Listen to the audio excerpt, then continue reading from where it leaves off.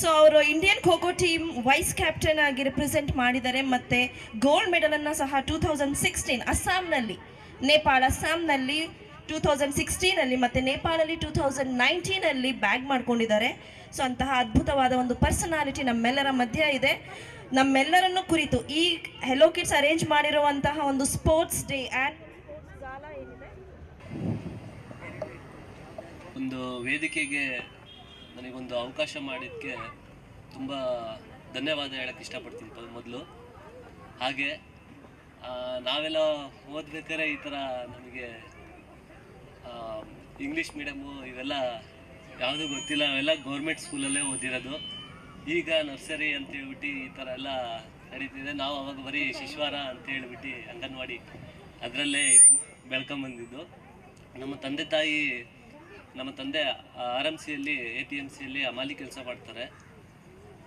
ನಾನು 4th ಸ್ಟ್ಯಾಂಡರ್ಡಿಂದ ಖೋಖೋ ಅಂತೇಳ್ಬಿಟ್ಟು seniors ಆಡ್ತಾಯಿದ್ರು. ಅದನ್ನು ನೋಡಿನೇ ಆಟನ ಕಲಿತೆ. ಮತ್ತು ನಾನು 9th ಸ್ಟ್ಯಾಂಡರ್ಡ್ ಇದ್ದಾಗ ನನಗೆ ಅಂಡರ್ 14 ಕರ್ನಾಟಕ ಟೀಮಲ್ಲಿ ಸೆಲೆಕ್ಷನ್ ಆಯಿತು.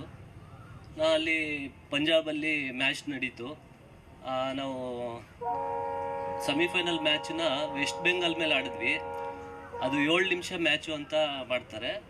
ಆ 7 ನಿಮಿಷ ಕೂಡ ನಾನು ಔಟ್ ಆಗದಾಗೆ ಆಟ ಆಡಿದ್ದೆ. ಆವಾಗ ನನಗೆ ಅಲ್ಲಿನ ಗೌರ್ಮೆಂಟ್ ನನಗೆ ಭರತ್ ಅವಾರ್ಡ್ ಅಂತ ಹೇಳ್ಬಿಟ್ಟು ನನಗೆ ಸ್ವಾಗತ ಮಾಡಿದ್ರು.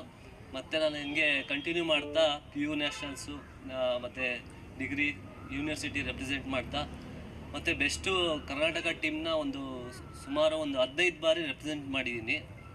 ಅದಕ್ಕೆಲ್ಲ ಕಾರಣ ನಮ್ಮ ಕೋಚ್ ಮತ್ತು ನಮ್ಮ ತಂದೆ ತಾಯಿ.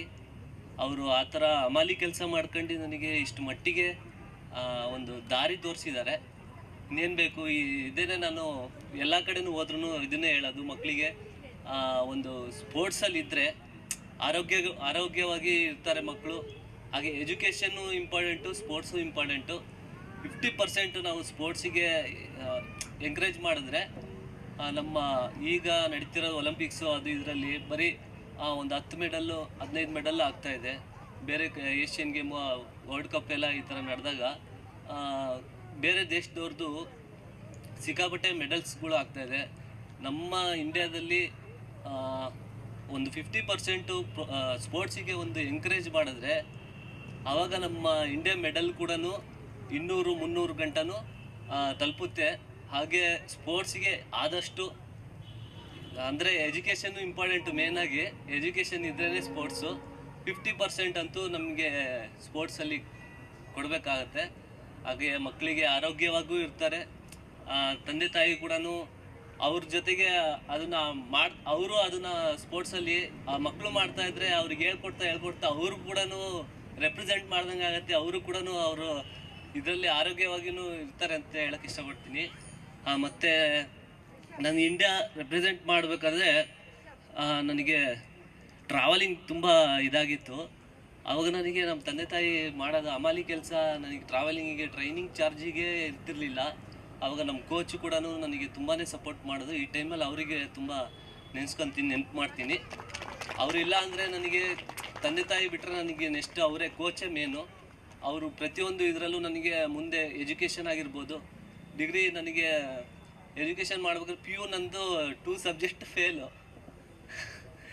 ಮತ್ತು ನನಗೆ ಇಂಟ್ರೆಸ್ಟ್ ಇರಲಿಲ್ಲ, ಮನೆಯಲ್ಲಿ ಅಷ್ಟು ಪ್ರಾಬ್ಲಮ್ ಆಗಿತ್ತು. ಆದರೂ ಕೂಡ ನನಗೆ ಮುಂದೆ ಒಂದು ದಾರಿ, ಒಳ್ಳೆ ಪ್ಲೇಯರು ಅಂತ ಹೇಳ್ಬಿಟ್ಟು ನಮ್ಮ ಕೋಚ್ ನನಗೆ ಗುರುತಿಸಿ ಮತ್ತೆ PUC ನನಗೆ ಅಡ್ಮಿಷನ್ ಮಾಡಿಸಿ ನನಗೆ ಚೆನ್ನಾಗಿ ಎಜುಕೇಷನ್ ಟ್ರೈನಿಂಗ್ ಕೊಟ್ಟು PUCನೂ ಕೂಡ ಪಾಸಾಗಿ ಡಿಗ್ರಿ ಕೂಡ ಎಜುಕೇಷನ್ ಮಾಡಿಸಿದ್ರು.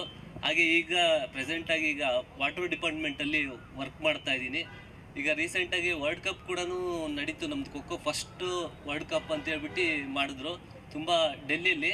ನಮ್ಮ ಇಂಡಿಯಾ ಗರ್ಲ್ಸ್ ಆ್ಯಂಡ್ ಬಾಯ್ಸ್ ಎರಡೂ ಕೂಡ ಗೋಲ್ಡ್ ಮೆಡಲ್ ಆಯಿತು. ಅವರಿಗೆ ನಾನು ಈ ಟೈಮಲ್ಲಿ ಕಂಗ್ರಾಟ್ಸ್ ಹೇಳೋಕ್ಕೆ ಇಷ್ಟಪಡ್ತೀನಿ.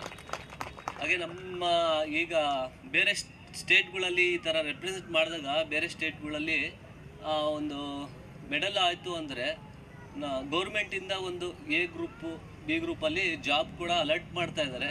ಬಟ್ ನಮ್ಮ ಕರ್ನಾಟಕ ಸ್ಟೇಟಲ್ಲಿ ಅದನ್ನು ಮಾಡ್ತಾ ಇಲ್ಲ. ಈ ವೇದಿಕೆ ಮುಖಾಂತರ ನಾನು ಅದನ್ನು ಕೂಡ ರಿಕ್ವೆಸ್ಟ್ ಮಾಡ್ತೀನಿ. ಫಸ್ಟು ಮಕ್ಕಳಿಗೆ ನಾವು ಎಷ್ಟು ಈಗ ಆಡಿದ್ರೆ ಅವರು ಒಂದು 20 ವರ್ಷ 15 ವರ್ಷ ಅದರಲ್ಲೇ ಬಂದ್ಬಿಟ್ಟಿರ್ತಾರೆ. ಮುಂದಿನ ಜೀವನ ಹೇಗೆ ಅವರಿಗೆ, ಅವ್ರ ತಂದೆ ತಾಯಿ ಕೂಡ ಅಷ್ಟು ಕಷ್ಟಪಟ್ಟಿರ್ತಾರೆ. ಅವ್ರಿಗೊಂದು ಮುಂದೆ ನೋಡ್ಕೊಬೇಕಾಗತ್ತೆ. ಒಂದು ಈ ಥರ ಅಚೀವ್ಮೆಂಟ್ ಮಾಡಿದವರಿಗೆ ಸರ್ಕಾರನೂ ಕೂಡ ಅವ್ರನ್ನ ಗುರುತಿಸಿ, ಈಗ ಬೇರೆ ಸ್ಟೇಟ್ಗಳಲ್ಲಿ ಬರೀ ಈ ಥರ ಮೆಡಲ್ ಮಾಡಿದವರಿಗೆ, ವರ್ಲ್ಡ್ ಕಪ್ ಮೆಡಲ್ ಮಾಡಿದ ಮಹಾರಾಷ್ಟ್ರ ಗೌರ್ಮೆಂಟು ಒಬ್ಬೊಬ್ರು ಪ್ಲೇಯರಿಗೆ 3 ಕೋಟಿ ಏನು ಕೊಟ್ಟು ಎ ಗ್ರೂಪ್ ಜಾಬ್ ಕೊಟ್ಟರು. ಬಟ್ ನಮ್ಮ ಕರ್ನಾಟಕದಲ್ಲಿ ಇಬ್ಬರು ಕೂಡ ರೆಪ್ರೆಸೆಂಟ್ ಮಾಡಿದ್ರು. ಒಬ್ಬರು ಬೆಂಗಳೂರವರು, ಒಬ್ಬರು ಮೈಸೂರ ಹುಡುಗಿ ಚೈತ್ರ ಮತ್ತು ಗೌತಮ್ ಅಂತ ಹೇಳ್ಬಿಟ್ಟು. ಅವರು ಕೂಡ ಈಗ ತುಂಬ ಸ್ಟ್ರೈಕ್ ನಡೀತಿದೆ ಅದ್ರ ಬಗ್ಗೆ. ಜಾಬ್ ಅವರಿಗೂ ಒಂದು ಎ ಗ್ರೂಪಲ್ಲಿ ಕೊಡಬೇಕು, ಅವ್ರಿಗೂ ಒಂದು ಪ್ರೋತ್ಸಾಹ ಧನ ನೀಡಬೇಕು ಅಂತ ಹೇಳ್ಬಿಟ್ಟು 18ನೇ ತಾರೀಕು ಅದನ್ನು ಸ್ಟ್ರೈಕ್ ನಡೀತಿದೆ ಫ್ರೀಡಮ್ ಪಾರ್ಕಲ್ಲಿ ಬೆಂಗಳೂರಲ್ಲಿ. ಅವರಿಗೂ ಕೂಡ ಮುಂದಿನ ಭವಿಷ್ಯದಲ್ಲಿ ಕ್ರೀಡಾಪಟುಗಳಿಗೆ ಎಲ್ಲ ಮಕ್ಕಳಿಗೆ ಒಳ್ಳೆಯದಾಗಲಿ ಅಂತ ಕೇಳ್ಕೊತೀನಿ. ಹೀಗೆ ನಿಮ್ಮ ತಂದೆ ತಾಯಿ ಸಪೋರ್ಟು ಕೂಡ, ಹಾಗೆ ಇಲ್ಲಿ ಟೀಚರ್ಸು ಮೇಡಮ್ ಥ್ಯಾಂಕ್ ಯು. ಈ ಒಂದು ಅವಕಾಶ ಮಾಡಿಕೊಟ್ಟಿದ್ದೀರಾ. ನಾನು ಜಾಸ್ತಿ ಸ್ಪೀಚಿಂಗ್ ಬರಲ್ಲ, ಆದರೂ ಕೂಡ ಇಷ್ಟು ಮಾತಾಡಿದ್ದೀನಿ. Thank you so much. Thank you.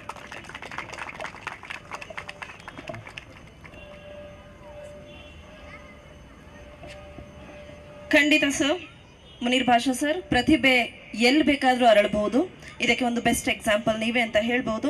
ನಿಮ್ಮ 2 ಮಾತುಗಳಿಗೆ ತುಂಬ ಧನ್ಯವಾದಗಳು ಹೆಲೋ ಕಿಡ್ಸ್ ವತಿಯಿಂದ.